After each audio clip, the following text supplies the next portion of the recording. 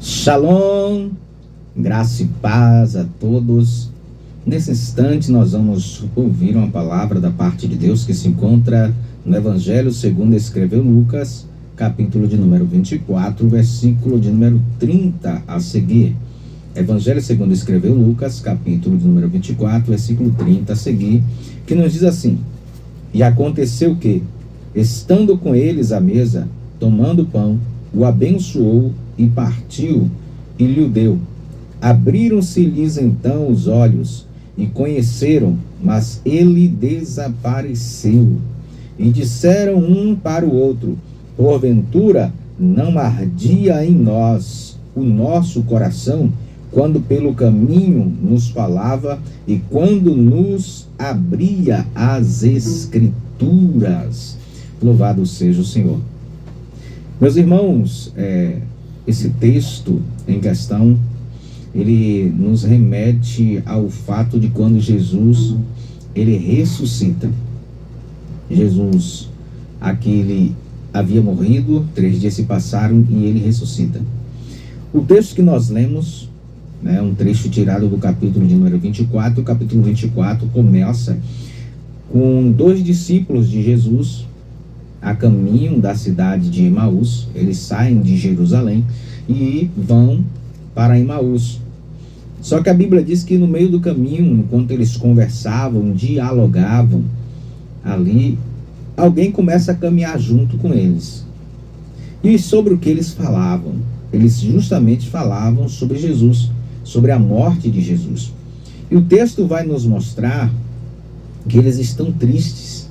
Eles estão abatidos, estão melancólicos, porque Jesus havia morrido. E aquele homem que está caminhando pergunta para eles: sobre o que vocês estão conversando e por que estão tristes? E a Bíblia vai nos dizer que eles não reconhecem Jesus. Eles olham para o homem, mas não reconhecem quem é Jesus. Aqueles homens, veja bem, eles estão tristes porque Jesus havia morrido. E quando o homem pergunta, ele diz assim: você não é daqui, você não sabe o que aconteceu? Você não ouviu falar de Jesus, um grande homem, em palavras e em obras, e os nossos líderes o entregou para morrer? Veja, eles remetem e falam sobre Jesus como um grande homem. Eles não falam de Jesus como o Messias, eles não falam de Jesus como o libertador, como o Filho de Deus. Não. Veja que ele está falando de Jesus, era um grande homem. Aqueles homens parecem estar frustrados. Frustrados porque Jesus havia morrido.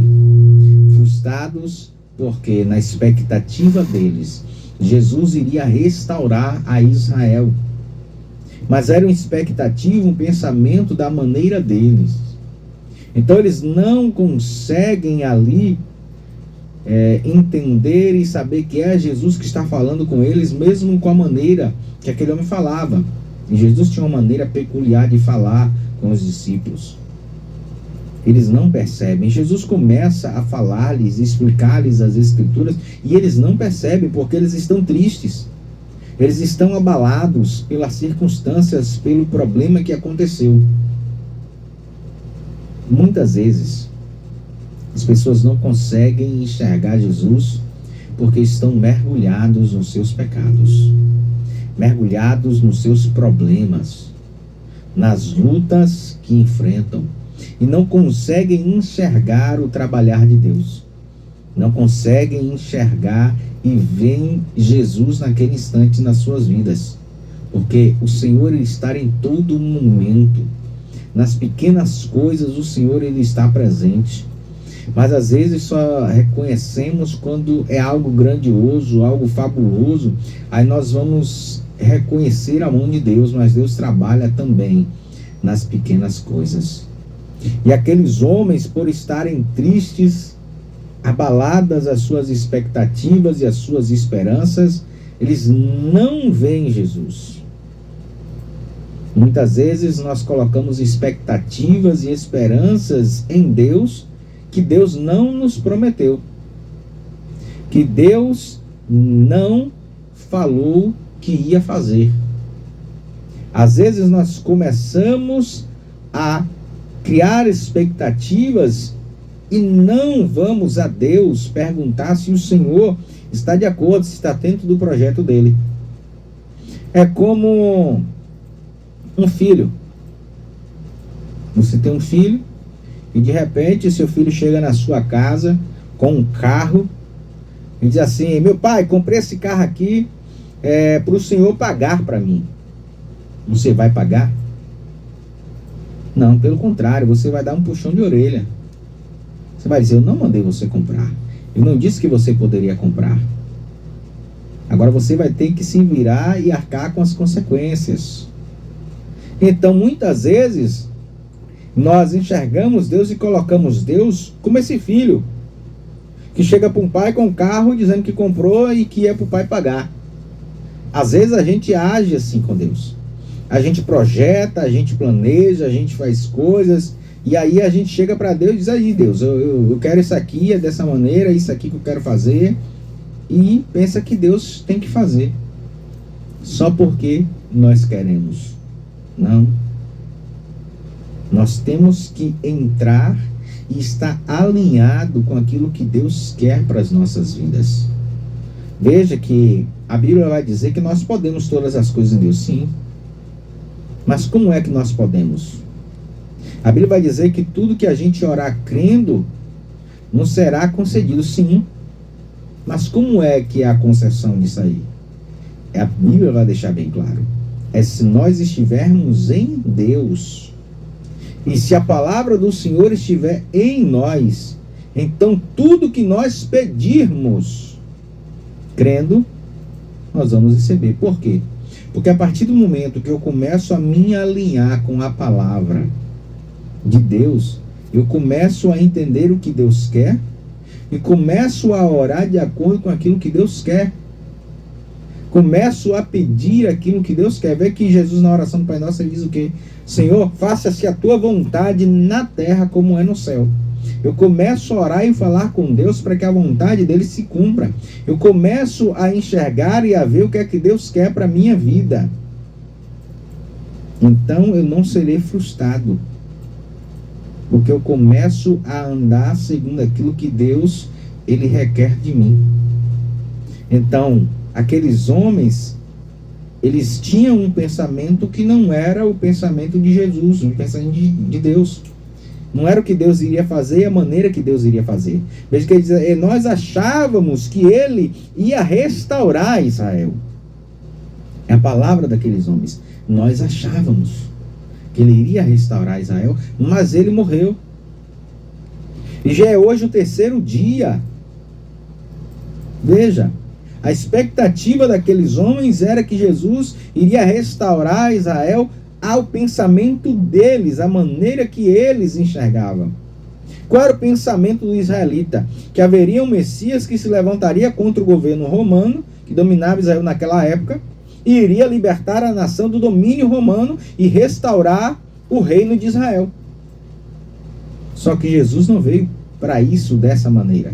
Jesus veio libertar, sim, mas libertar a mente do povo que ainda estava cativo em preceitos. Libertar a mente do povo que estava cativo e preso em muitos pecados. É para isso que Jesus veio. Então, aquela palavra que Jesus começa a falar com eles, ele diz assim: olha, vocês não leram, não entenderam que o Messias havia de vir, que havia de padecer, que havia de morrer e ressuscitar? Jesus começa a trazer a lembrança daqueles homens toda a história bíblica sobre ele, sobre o Messias, sobre o Cristo. Quem era ele, o que ele passaria, o que ele sofreria e o que ele faria. Jesus começa a narrar. E a Bíblia diz assim, o texto vai dizer assim, que desde Moisés, ele começa a narrar até o dia da sua ressurreição. Ele narra isso. E quando eles chegam em Imaús, Jesus fala que vai passar direto. E a Bíblia diz que eles chamam Jesus. Chamam Jesus porque aquela palavra entrou no coração deles. E eles queriam mais daquela palavra. E eles chegam em casa, vão cear. Jesus toma o pão, e pelo ato de Jesus tomar o pão, é a maneira que Jesus apresenta o pão e dá a eles, eles reconhecem. A Bíblia diz que os seus olhos são abertos. Jesus desaparece. E ele diz assim: não ardia em nossos corações quando ele falava conosco e nos apresentava, nos abria as Escrituras. Veja bem, por estar em um momento mergulhados em seus problemas, na sua tristeza, eles não puderam usufruir de toda a companhia de Jesus como eles poderiam. Muitas vezes, por estarmos mergulhados em nossas tristezas, em nossas dores, em nossos problemas, não usufruímos daquilo que Deus tem para a nossa vida e a sua presença junto de nós, porque estamos tão preocupados em tentar solucionar os problemas, em acabar com as nossas tristezas, sendo que Deus está ali conosco para resolver isso. Deus está ali ao nosso lado para trazer a solução. A sua presença está ali conosco para que venhamos desfrutar dos benefícios de estar perto dele. Aqueles homens não puderam usufruir de toda a presença de Jesus, porque os seus olhos estavam fechados. Seus olhos podem estar fechados agora. E o Senhor falando contigo e você não percebendo. O Senhor trabalhando na sua vida e você não percebendo o que Deus está fazendo. Mas Deus traz uma palavra para você neste dia de alerta, para você despertar, para você acordar, para você agora nesse instante abandonar esse sentimento de dor, essa tristeza, essa angústia que está afligindo o teu coração e começar a mergulhar na presença dele. Começar a buscar e entender o que ele quer para a sua vida. Não entender ele, porque jamais entenderemos, mas tentar entender o que ele quer para as nossas vidas e o que ele pode fazer através das nossas vidas. E podemos usufruir da sua presença na sua plenitude em nós. Porque é isso que ele quer, que venhamos desfrutar da sua presença nas nossas vidas. Aqueles homens arderam no seu coração a palavra, ao ponto da Bíblia dizer que eles foram compelidos a sair naquele instante da aldeia de Emaús e ir em direção a Jerusalém, naquele mesmo instante, já era noite. E aqueles homens partem de Emaús em direção a Jerusalém, e eles estavam a 12 quilômetros, cerca de 12 quilômetros de distância, mas não se importando com a hora, com o momento, aqueles homens vão para anunciar que Jesus ressuscitou, para admoestar os outros que estavam em Jerusalém, lá esperando, também tristes, muitos tristes, cabisbaixos, melancólicos, porque Jesus havia morrido, e aqueles homens agora, por ter usufruído um pouco da presença de Jesus, ter ouvido o que Jesus falara a seu respeito, por arder em seus corações aquela palavra, eles vão até Jerusalém anunciar: olha, nós vimos Jesus, ele está vivo, ele ressuscitou, para animar os outros, fazer com que os outros também pudessem estar alegres, afastados agora da tristeza e ter a certeza da esperança. Então, meu querido, minha querida, que essa palavra traga esperança para você. Que essa palavra traga alegria para a sua vida. Que essa palavra te dê ânimo, te dê conforto, te dê consolo, te coloque de pé, para que você possa entender que o propósito de Deus é o que prevalece nas nossas vidas e sempre vai prevalecer. Por mais que a gente não entenda o que está acontecendo e por que aconteceu, mas o propósito dele vai permanecer em nós, porque o propósito dele é maior, porque o propósito dele para nós é vida eterna. É vida eterna. Mesmo que por algum instante nos cause tristeza, mas é uma tristeza que vai causar arrependimento para a salvação e para a vida eterna. Então que essa palavra ela possa trazer um alento, um acalento à sua vida neste dia, traga transformação, renovação e avivamento para você, em nome de Jesus. Amém e amém. Que Deus em Cristo Jesus esteja abençoando a sua vida. Que o Senhor te abençoe e te guarde. Que o Senhor faça resplandecer a luz do seu rosto sobre ti e tenha misericórdia de ti. Que o Senhor sobre ti levante o seu rosto e te conceda o shalom, paz, saúde, felicidade e prosperidade da parte de Deus. Amém e amém.